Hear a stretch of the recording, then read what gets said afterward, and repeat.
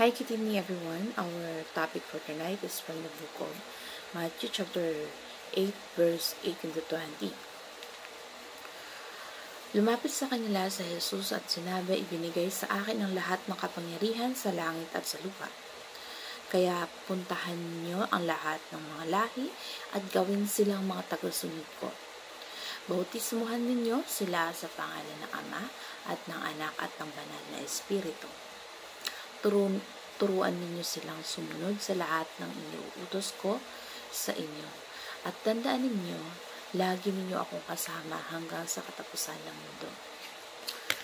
So, dito po bago umakyat si Jesus Christ sa langit, nagkaroon ng grand entrance ang Panginoong Jesucristo at coronation at parang victorious. Nagkaroon siya ng yung parang tagumpay dito sa lupa. Kaya meron siyang grand entrance sa langit. So doon sa langit, doon binigay sa kanya yung official na yun yung ceremony na nakita ni Prophet Daniel na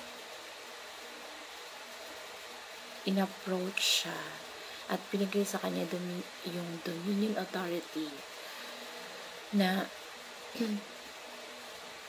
nung bago siya umakyat sa langit, katulad ng sinabi niya dito sa lupa, na yung all authority na make disciple of all nations, baptize them in the name of the Holy Spirit, at para turuan ang lahat ng bansa. Iniutos niya na bautismuhan ang lahat ng bansa at pangako niya na lagi siyang kasama. So, yung Great Commission, nangyari yan dahil sa promise of our Lord Jesus Christ na yung promise of redemption na tayo ay sasamsamin. Ibig sabihin, tayo ay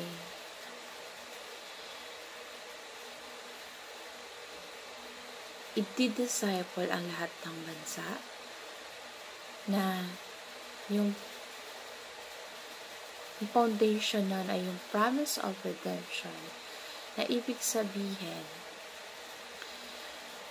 meron siyang ipinangako na doon sa Old Testament yung original design ng Diyos na creation hanggang sa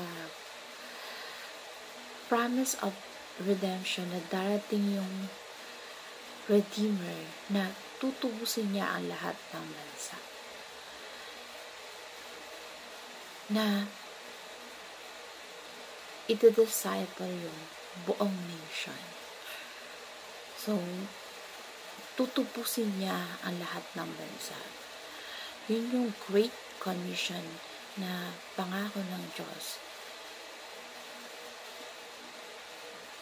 na kahit ano man ng pagkakasala natin, tutubusin niya tayo sa ating mga kasalanan. At yung lahat ng bansa sa buong mundo ay tatalikod sa kasalanan at aariin niya na mga anak at huhugasan niya ng kanyang banal na dugo ang anuman ang kasalanan na nagawa ng sanlibutan. So,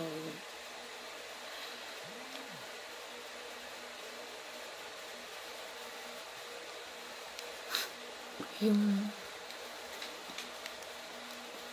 mga tagasunod, yung lahat ng tao na tagasunod niya, ang kagustuhan niya na maging magpuri sa lahat. Magpuri ang lahat ng tao sa kanya. Makilala siya at dakilain siya. Na lahat ng tao ay makakilala at walang ibang kikilalanin Diyos kundi siya lamang. So, yun po yung Great Commission, yung promise of redemption.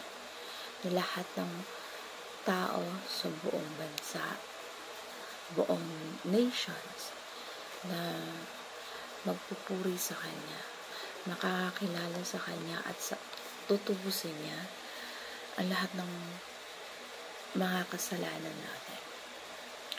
So, ganun yung pagmamahal ng ating Diyos sa atin, na kahit ano pang kasalanan yung magawa natin, handa siyang tubusin at patawarin tayo sa anumang kasalanan na nagawa natin. So, ang kanyang kabutihan ay nasobra pa sa kaya nating isipin at akalain, na ganun yung promise niya na aangkinin niya tayo bilang anak, sasamsamin niya lahat ng anumang kasalanan na kaya niya tayo tanggapin at lahat aakuin niya. Kaya nagkaroon ng pagtubos at hinugasan ang lahat ng ating kasalanan sa kanyang banal na dugo. So, yun po yung katuruan sa talatang ito sa Matthew 28 verse 18 to 20. Nawa po ay may natutunan kayo sa devotions na ito. Pagbalain po ang bawat isa. Hanggang sa muli.